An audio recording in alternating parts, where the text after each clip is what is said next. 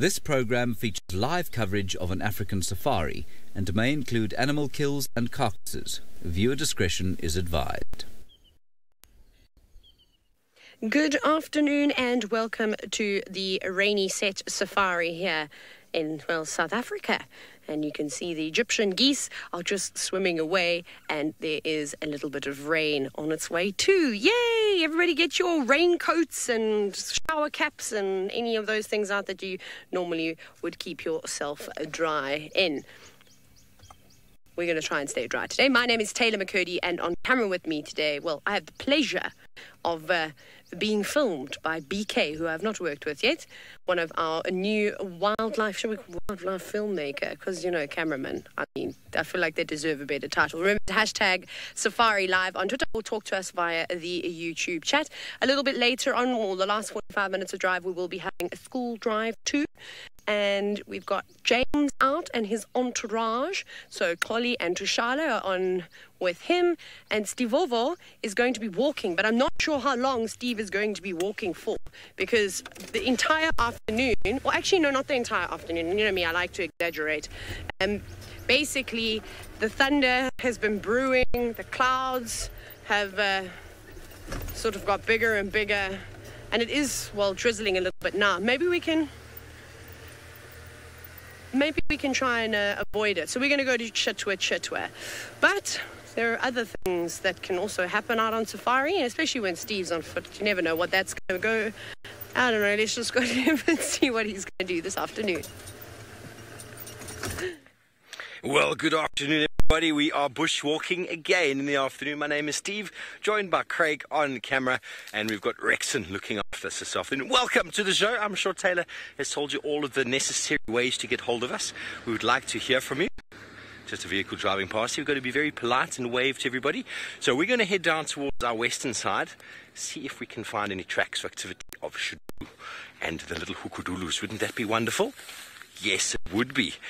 Please throw your questions, hashtag SafariLive, and comments as well. We'll also put them in the YouTube chat stream at FC. We would like to hear from you. And obviously, if there's anything specific you'd like us to focus on in this afternoon, as Taylor said, it's potentially going to rain. There's a huge system building up in the west over there. Maybe it's going to come, maybe it's not.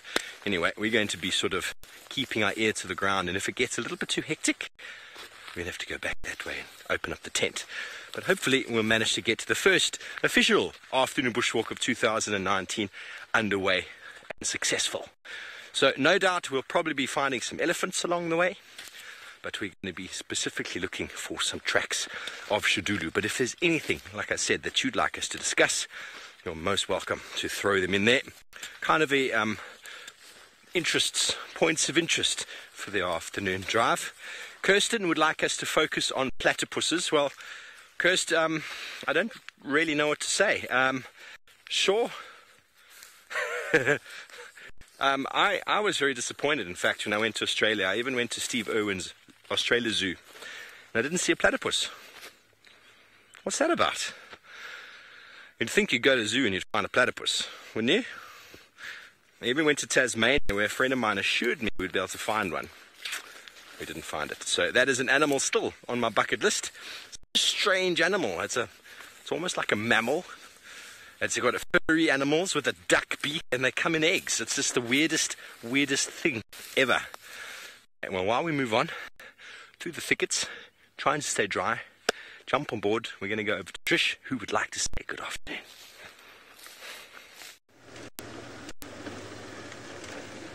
Good afternoon, everyone. How are we? Actually, let me just stay here for a sec while I address you. Welcome, of course. Always a pleasure to have you on board. I am Trishala, and I have James behind camera with me. Yes, such an aggressive man. No, I lie. Very good teacher. Anyway, I am here.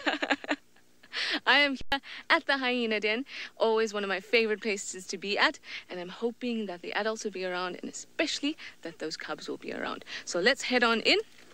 Remember to use the hashtag SafariLive on Twitter and the YouTube chat stream, of course, to communicate with us and chat to us. We would love to hear from you. So here we are, entering hyena paradise. Their best best den by far. We have the lovely plunge pool in front of us. I've often seen Corky lying in there, that she smelt so bad that day. I actually wasn't sure if it was her disturbing the water or it was actually just Corky smelling horrible.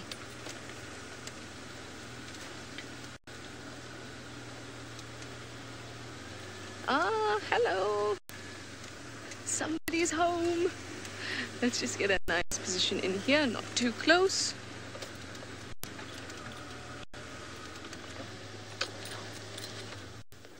Hey.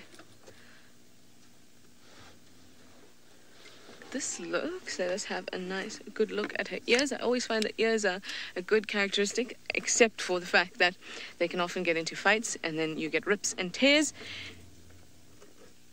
Let's actually listen to her for a moment.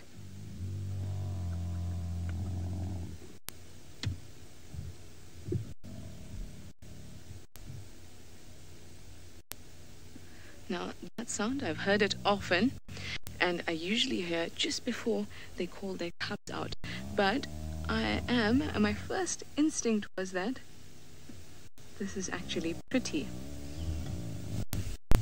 And if this is pretty, I wonder whose cubs she's calling out, because her cubs, I haven't seen them actually inside of the den. I've seen them around the den, but not really inside. And I've seen her cross into the other reserves, and oh, hello. Cute thing. Gosh, I love seeing them. Love seeing them. And when they're this kind of age, they look so lanky. But I'm still trying to figure out if this is actually Pretty's cub, or is it... Turn around. I am looking for... So we know that June's two cubs are the really little black ones. And the only other one that would be this age... Oh, this is awesome, guys. We are witnessing their greeting ceremony.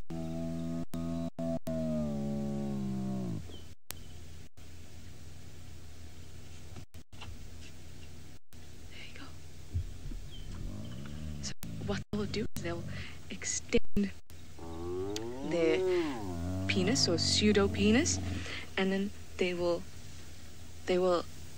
lick it, smell each other, and that's the way they greet. And usually the one that lifts their leg first is the submissive one. Now I'm going to hang around here, and in the meantime, let me send you over to Taylor, and I'll investigate what's going on right here. It's big, hey? Hello, everybody. We found a bird up in the tree. Ah, not very happy with us. Huh, I'm exhausted, says this bird. But I'm trying to figure out what exactly it is. But shall we play the guessing game? Is it a juvenile martial eagle? I don't know, it might be. I haven't seen one for such a long time. I think it is a juvenile martial eagle. Does anybody disagree with me? It's exceptionally large, so... Look at the size of its feet. Look at those talons. They basically grip right round that branch that it's sitting on. And that's awesome. Kirsten, the bird expert in Final Control, agrees with me. But what about a juvenile African fish eagle? No, I think it is a wonderful martial eagle. Very cool. You can hear the squirrels, they're very unhappy. The Egyptian geese. And that's just kind of normal. Ah, wonderful. King Quad, you've said definitely a juvenile martial eagle. Well, phew, thank goodness. The pressure to identify birds, it's quite tough out here. A lot of the presenters don't let on how hard it is to identify some of these birds, but it really, really is. But it's beautiful the way that it's just sort of perched up there. It's a pity we don't have the blue sky, because that would have been a great screenshot, but snap away nonetheless. It's a good one for cards, because it's, you know, out in the open, which is quite nice. I wish I could show you the squirrel, but the squirrel is hiding away very well, as it should be. because I would not want to be out and about with a juvenile martial eagle. Well, even though it's so big, it's just going to be exceptionally inexperienced at catching things. So it will still go for smaller things, like maybe other birds, like guinea fowl and francolin, those types of things, or spur fowl, and then something like an unsuspecting squirrel, a mongoose, those dwarf mongoose we saw on the sunset safari yesterday afternoon. That would this bird would definitely swoop down and grab one of those. So now everything will be hiding away. And then fish. If there's any big catfish that are out of the water that maybe the eagle have left behind, I wouldn't be surprised if they gobbled down on one of those. And we always see the adults, and they're typically feeding on monitor lizards. I mean, I can't tell you how many silhouetted shots I have of an eagle angling a monitor lizard against the sunset. But I'm keeping you back. Not this lanky creature. Hello, you are so curious. Now, you guys are absolutely 100% correct. You guys say that's Corky, and when she came clear, I could see, came closer, I could definitely see the little bit of dangly bits on her ear. So that is telling me that that definitely is Corky. Now, I used to look. Plonk had quite an obvious sort of semicircle on the one side. I can't see it clearly yet.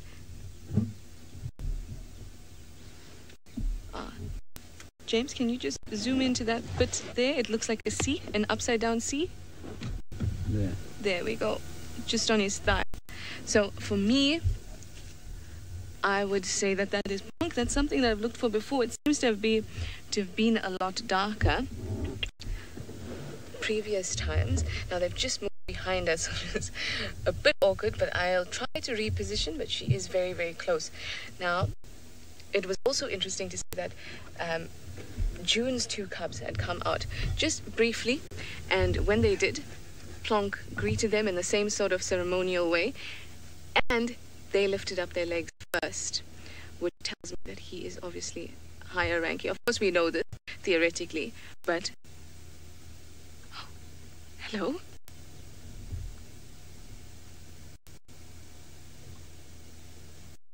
Hello, come and say hi, so we can figure out who you are. There you can see the little one popping their head out there. So it was really nice to see that. I'm just making sure that one's not Plonk. Nope.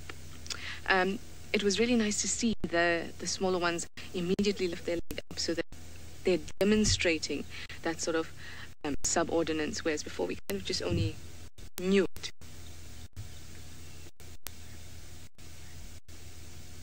So cool. I love the size of their ears in proportion to their body. It's just so big.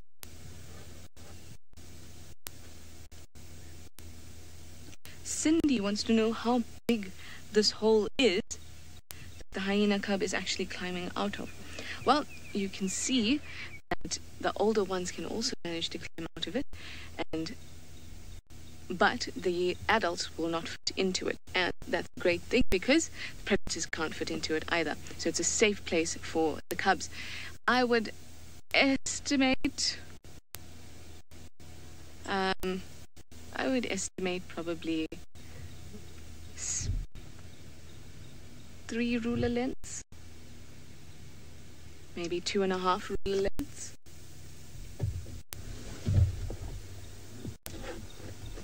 Someone else is coming to join. Now please excuse the pole that we have there and the aerial that you're seeing. We do have the rain covers on, and that is because the weather is looking just a slightly gloomy. It looks like it's going to be wet, and in not too much time.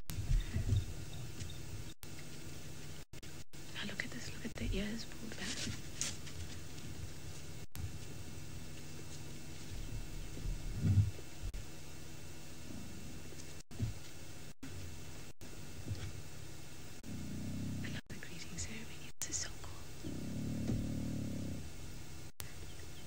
See, now in this case, Plonk lifted his foot up first. Well, obviously, you know, the things that we read, they're not always 100%, and I'll often find that, I'll often see that. Just watch here. There's so much happening. like I was saying, we often read lots of things, and it's nice to see it in nature because it might only come from one person's observation. Let's watch here.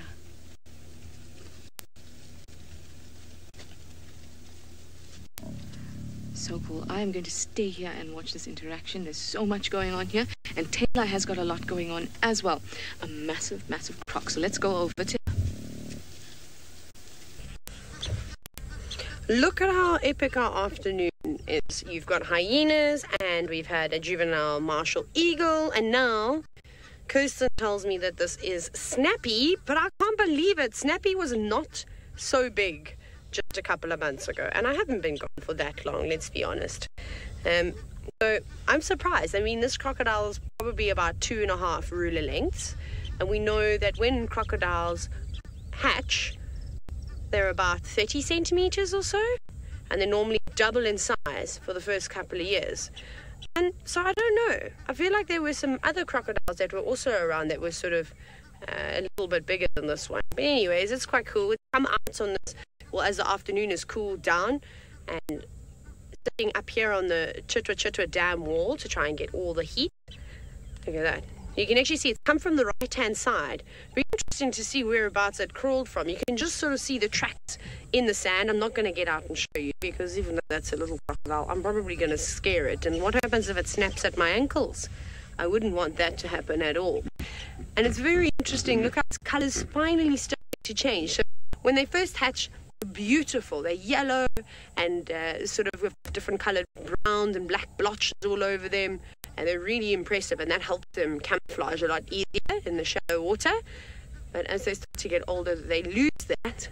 They lose all those spots, and they sort of become one uniform color. And their underside, their belly, is a lighter color than the top half.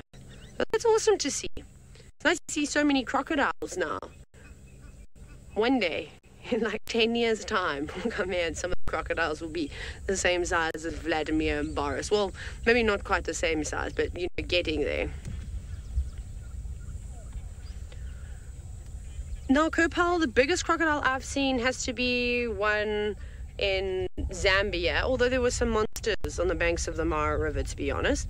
But when I first was in Zambia many years ago, I'll never forget seeing a crocodile that was about 5 meters, and it was just sunbathing on the bank, and it was so fat, and it had pushed itself up. We were on the boat, and we kind of saw it at the last minute, and then it lifted itself up and then dived into the water. And I was like, well, firstly I was super shocked because I didn't realize how quickly crocodiles could run on land. It was the first time I'd really seen a crocodile move. And then, of course, the sheer size, the splash that it made as it hit the water, my jaw was dropped on the floor. But watching the crocodiles in the Mara were really interesting because when we first got there, they was really thin, maybe feeding on fish here and there, maybe the odd carcass or, impala or whatever animal that, gets too close to the water and forgets that there's crocodiles in them. But as soon as that migration comes, they like triple in size in just a matter of weeks. So that was always really impressive to see things like that. But that's so cool. I'm so happy to see this little crocodile. I've been looking for the others. I haven't seen any more. So I'm sure they're around. I'm still just completely confused as to why Chitwa Dam hasn't got any water. I don't know if it just hasn't rained in this area, because Buffelshoek Dam has got a fair amount of water in. Twin Dams has got some water in, but I haven't really gone to see what Treehouse Dam or anything like that looks like. And yes, it is common, and if you look at the distance from where the crocodile is, so I'll point it out to you, that's the crocodile there, and you can see the water is just here. So it's really not that far away at all. And then just on this side, we won't really be able to see it, but if you know the area well, down in the drainage line, just below that sort of house in the distance, just in there, there's all water as well. And that's probably where that crocodile has come from. That's the ideal spot for a young, well, actually, this crocodile's all right now, but when they first hatch, somewhere down there, out of the way, not a lot of competition in the water. Oh, BK, there's one of the big crocodiles. Can you see it? Just to the right of this fish eagle that's in that tree. Yeah, there we go. Here's a nice big crocodile. This is working perfectly. I love it when nature does this. So yeah, and if you were following, I'm not sure if you're one of our newer viewers, but maybe some of the older viewers can share some screenshots of where we've had Vladimir on foot. I've had a sighting with Vladimir on foot, and so did Brent. It was really cool, and we were in the middle of nowhere. There was no water in any of the pans, so when dry season arrives, so the winter in this area, a lot of the watering holes and the mud wallows, they all completely dry up. So they move very, very far distances. It's not uncommon.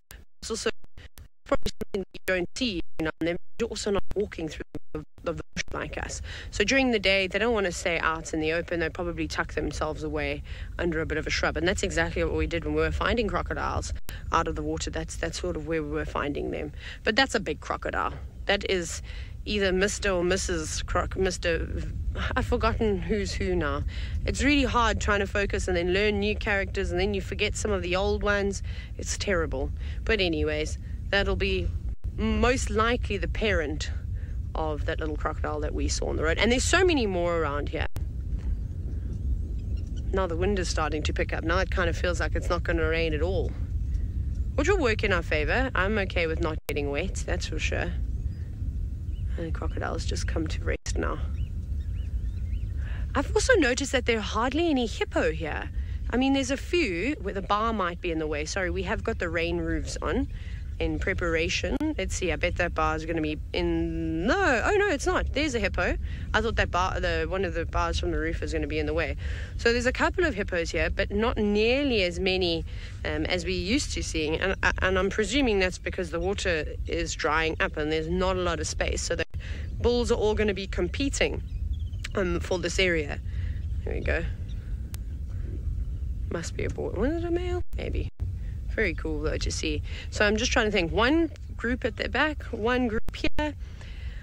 There's maybe 3 small pods of hippos where we've counted so many more in the past. But that's what happens. They'll have to move on to other areas now. Right, we're going to leave Chitwa Dam. We're going to head towards the airstrip and see if we can relocate on those wild dogs. I'd like to see them. Off we go back to Trishala and her group of hyena. Well, good luck with finding the wild dogs. I'm sure that'll be quite a feat if she does. I hope she does. In the meantime, I have the whole lot of the cubs are here. We've got June's cubs here. Please excuse the poll again. We've got June's cubs here. We've got Pretty's cubs, and we have Plonk Corky's one. Now, June's cubs were born in January, so they're about a month and a bit. Obviously, these are estimates. Oh, where are you going? Where is he going? Now, there's one of June's little ones is still here in these bushes, probably behind the pole. No, it's not behind the pole.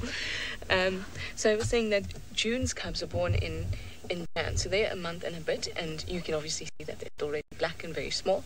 And then Corky's Plonk was born in September, but Pretty's cubs, the 2 other older ones, were born in August. They're just that much older than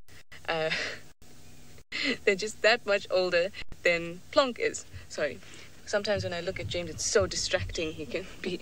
Actually, there's a hyena there.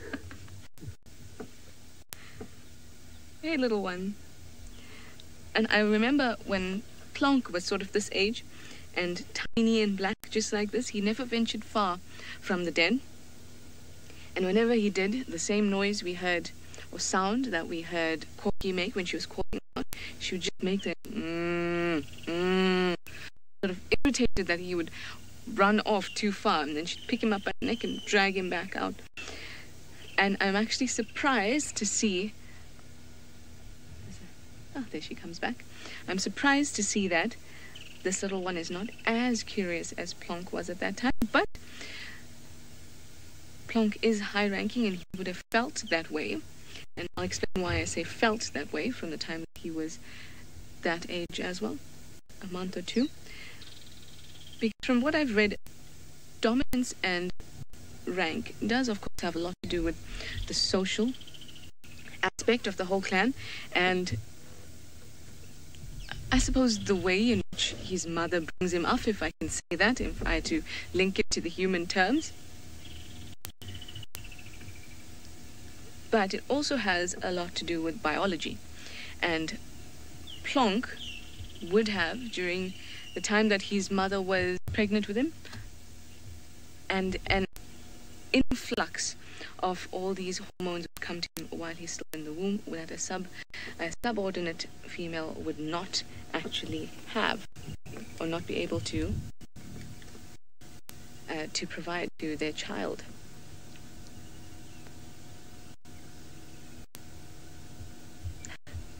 Patrick wants to know why these hyenas look so clean today.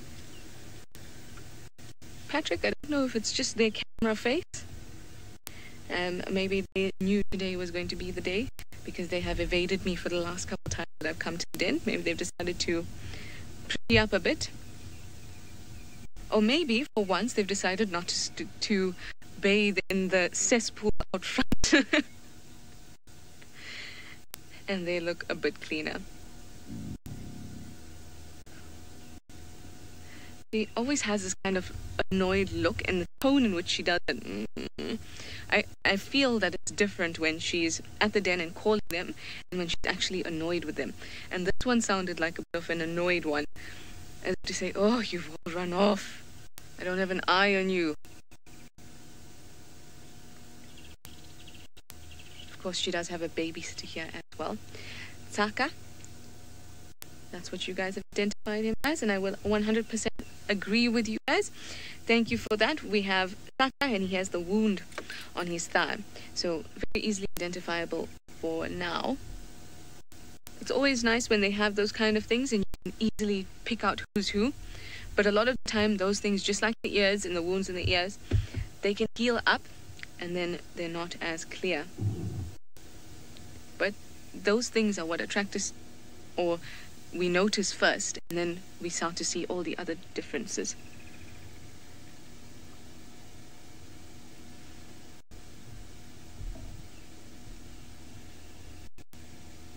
Mr. and Mrs. MacDonald would like to know if hyena cubs have their eyes open when they are born. They do. They have their eyes open and they have teeth erupt already. How intriguing is that? They are very robust, even at birth.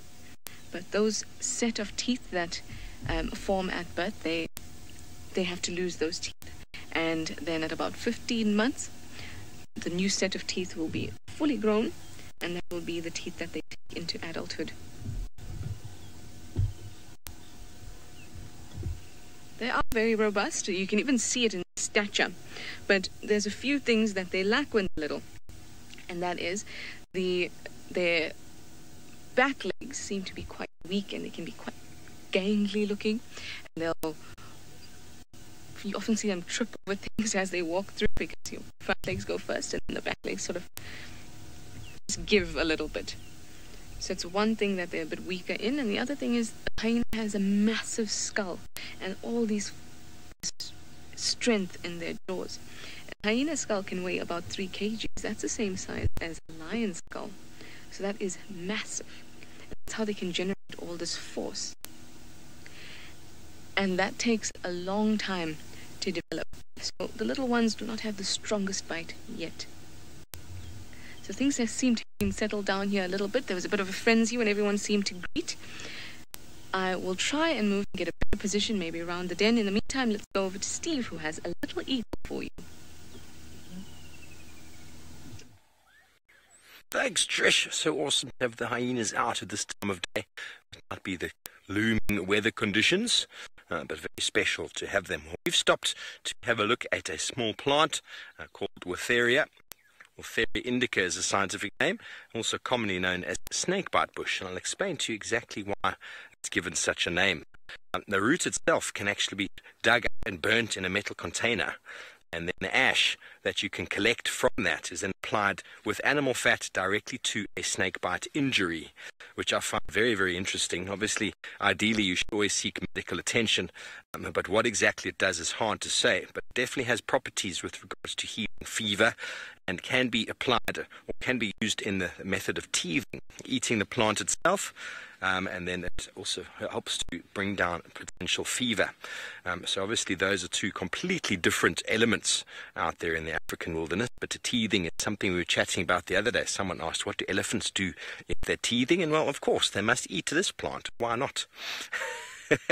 But the root is also said to be very purgative. So if you're going to get the ash of it, you want to make sure that if you're going to eat it, that you don't swallow it, because there's a very good chance that it's going to cause you to vomit and everything's going to come out of your bottom.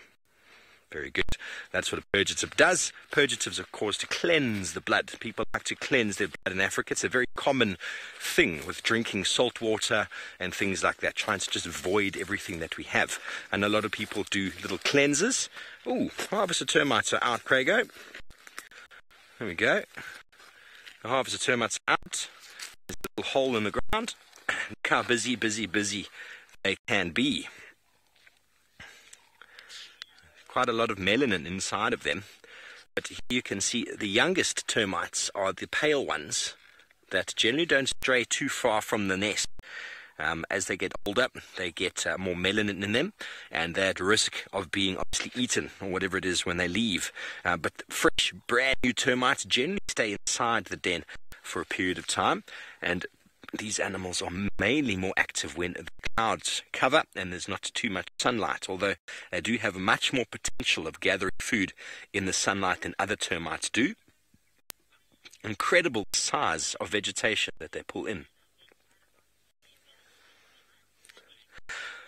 Patrick, it's a really good question. I mean, obviously, if the cloud cover comes over, the termites will come out and they'll be very active. In very hot conditions, most insects are not as active because it's just too stressful. But heat definitely does influence the movements of termites and other insects. And that's why some insects are dark, because when they're black, the sun warms up very quickly. So in the early hours of the morning, sunlight can warm them up. They can get very active very quickly. And then when the heat of the day really comes on, then most of them are much more inactive. But that's when these guys are very busy underground. So I'm not sure exactly how weather conditions affect many of the other termites, but I do know the harvester termites, when the UV light is diminished somewhat, they become a lot more active. So normally in the dusk and dawn, but in the middle of the day if the cloud cover has moved in. So as the name harvester termite implies, they are gathering all of these cellulose materials, which they'll take back into the den, into the nest, and they don't grow fungus on them. They actually have cellulase within their gut, enable them to digest cellulose, so they don't need the symbiotic relationship with fungus, hence why harvester termites don't have burrows. And what I found very interesting is that the distribution of the bat-eared foxes are almost 100% exclusive to where harvester termites occur. So I find that very interesting. In the Mara, they don't get harvester termites, but yet we do get a lot of bat-eared foxes.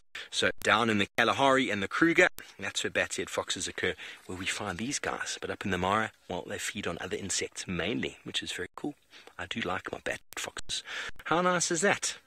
Taking leaves and everything underground, which they're then able to digest, and similarly, like other termites, they break them all down, and then that organic material gets redistributed into the soil, and, well, the circle of life continues. Well, the circle of life at hyena dens normally starts with babies inside holes in the ground. Looking around, because... Yes, and Steve is talking about bat-eared foxes, and these huge ears on this little one really looks like a bit like a bat-eared fox. It's a bit disproportionate at the moment. Now he's just picked up a bit of, I suppose, dried up root, something like that. And he almost wanted to give it to us as a peace offering, like you know, in a way your dog kind of brings the most obscure things back into the house to give it to you as a present. I felt like he was going to give me a present there. But then he turned around, showed me his backside, and decided, no, I'm keeping this toy and I'm going to chew it.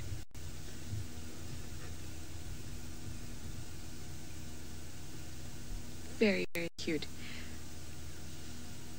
So we still have Plonk and Corky here.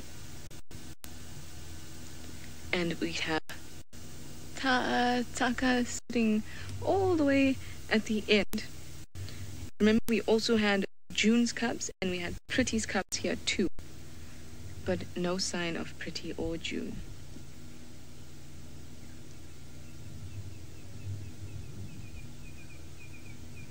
This is really interesting for me to see, because does this mean they all live at this den?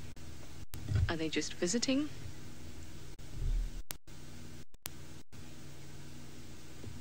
Very cool.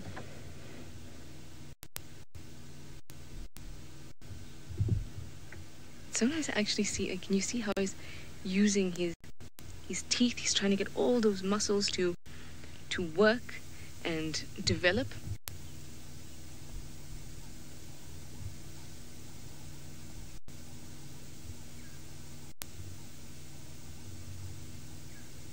So cool, guys. Oop.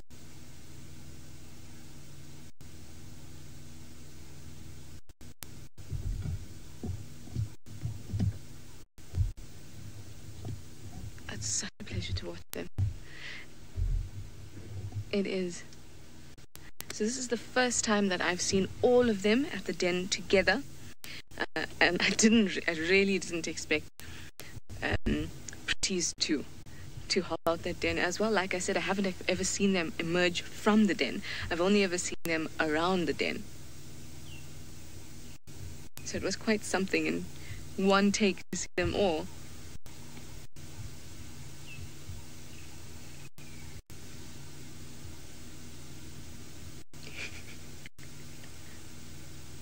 I can't imagine that was too tasty. Nevertheless, maybe you need a chew toy. I always like how the folds on the face are like an old man almost. Sonia would like to know if there's anything that a hyena won't eat. That is a big question, Sonia. From what I know, no.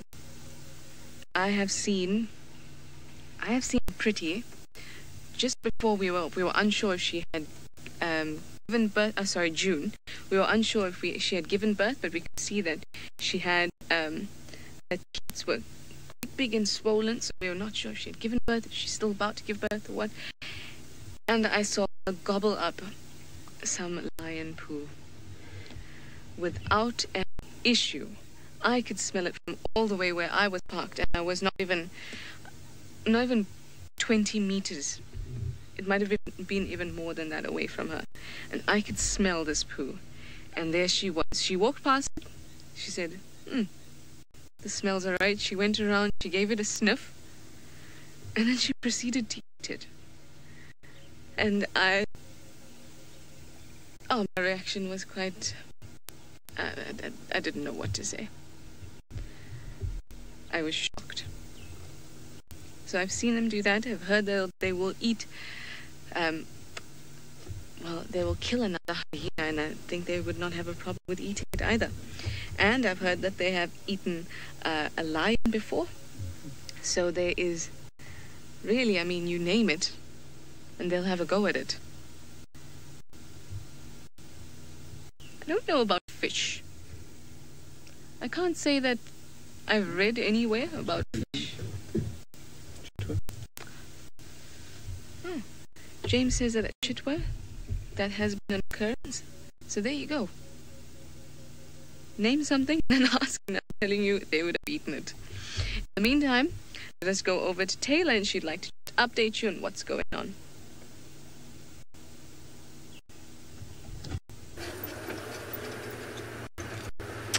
I feel like hyenas would love to indulge in a bit of fish, especially if it's fresh. Or actually, no, they eat anything, so they probably wouldn't mind. Right, we are on the go. We're searching for more evidence of the wild dogs. So we saw where they were laying, but it looks like everybody in the Sabi Sand today was grading roads. So they obviously got up and they've moved away. I can't really see where all their tracks go. I saw one set of tracks look like they were going south, but then the rest of the pack weren't going south.